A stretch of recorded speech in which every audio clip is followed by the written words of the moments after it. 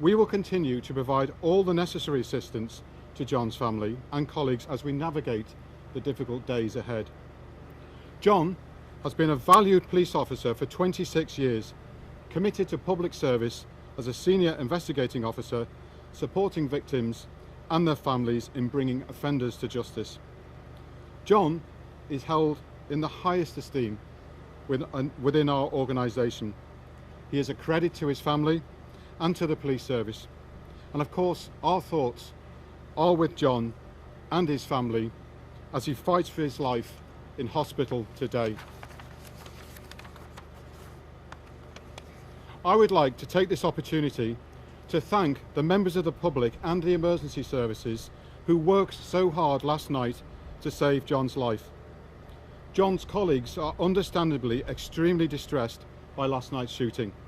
However, they remain resolute and committed to bringing those responsible for this heinous crime to justice. I also welcome the cross-party political condemnation of last night's attack. However, it is tragic and sad that there are still some who wish to drag us back to the past. I've also received numerous messages of support from colleagues, partners and politicians, as well as the public, who are all united in their support for policing. I and my colleagues are grateful for their strength of the condemnation of this awful attack. So before ACC McEwen and myself take questions, I would also like to confirm that in this fast-paced investigation, this morning we have arrested 3 men, aged 38, 45 and 47, in Omagh and Cole Island in connection with John's attempted murder. They are currently being questioned by detectives at Musgrave Serious Crimes Suite. Thank you.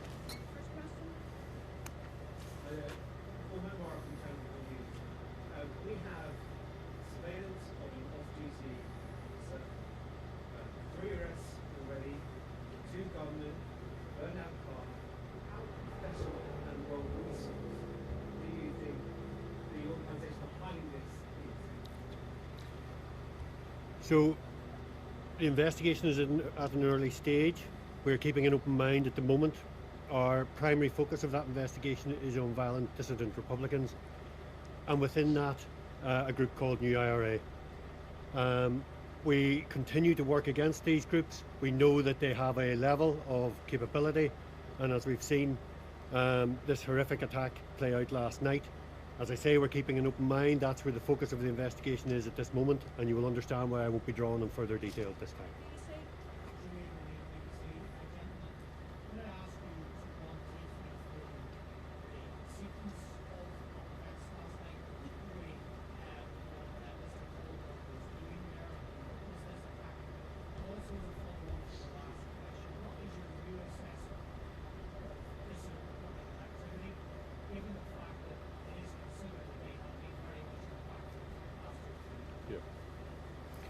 So around 8 o'clock last night, we saw that John was finishing up from coaching an under-15s football team. He was accompanied by his young son, and in fact putting footballs into the boot of his car when 2 gunmen appeared, fired multiple shots. John ran a short distance, and as he fell to the ground, the gunmen continued to fire shots at him. As we said earlier, and again would like to acknowledge the assistance and the quick, brave actions of one member of the public who gave first aid, and the actions of our partners in the ambulance service. At this time there were many other young people, children, awaiting pickup by their parents, and those children ran for cover in sheer terror towards the centre. In terms of the ongoing threat assessment that you mentioned, that is, we work against a threat level of substantial, which means that an attack is likely. We continue to review that, and as the investigation works on, we continue to work against these groups. To what extent Mr. Caldwell realised that he was under real risk of attack, particularly if he had an established routine of So John was a senior officer, a senior investigating officer. He had a high profile. All our officers work against the backdrop of a substantial threat, and as the Chief says, we will do everything we can to support them. And we continue to work in that environment, and our officers continue to review their own security. Again, I would like to appeal to the public with any information around either the gunmen, the vehicle, or anything, no matter how small, that they think might help this inquiry, to come forward to police. How much of a shockwave is this sending through the force today? I mean, this is the most senior officer to be attacked in sort of living memory. Is it something that all officers are going to start looking at their security again and potentially reassessing it further?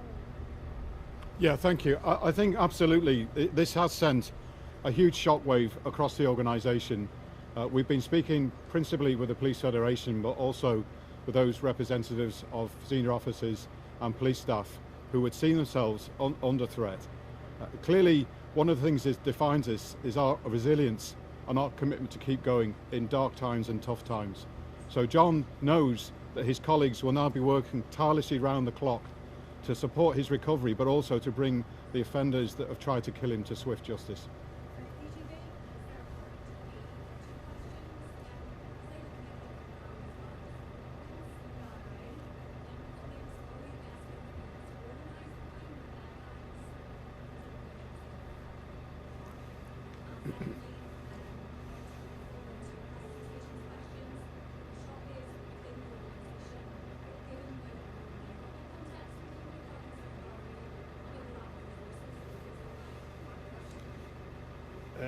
So, as I say, we're keeping an open mind in terms of the investigation, but the primary focus of that investigation at this time is violent dissident Republicans and the new IRA within that. You'll understand why I'll reserve any further comment at this time. In terms of resources, clearly it's a question that's bound to come up at this difficult time. Myself and Mark are confident we have sufficient resource to pursue the offenders that have committed this crime, but clearly in days ahead there may well be wider questions asked about the prospect of losing 800 police officers whilst trying to fight against an uptake in terrorist activity. Sorry, two last questions. Are you treating this as an isolated incident, or are you considering the possibility that there might be other attacks? And second of all, how are you? This is one thing to how are you? So in terms of the isolated incident, as I say, I go back to the point we work against the backdrop of a substantial threat, which means an attack is likely. Our officers and staff every day working against that context. We continue to work against violent dissident Republicans and other groups who seek to harm our community and seek to attack officers in this horrific way with a callous disregard for our community. We will continue to do that. And in terms of how are we, I mean, certainly as a Chief Constable, it's the one phone call you never want to get, that you've had a colleague attacked, killed or seriously injured. So clearly it's a deeply troubling day for the organisation that suffered so much in the past, and clearly we want to send a message of support and thanks to our officers and staff who continue to fight terrorism, organised crime and protect our communities, but also to the community themselves who are blanket around us to keep us safe.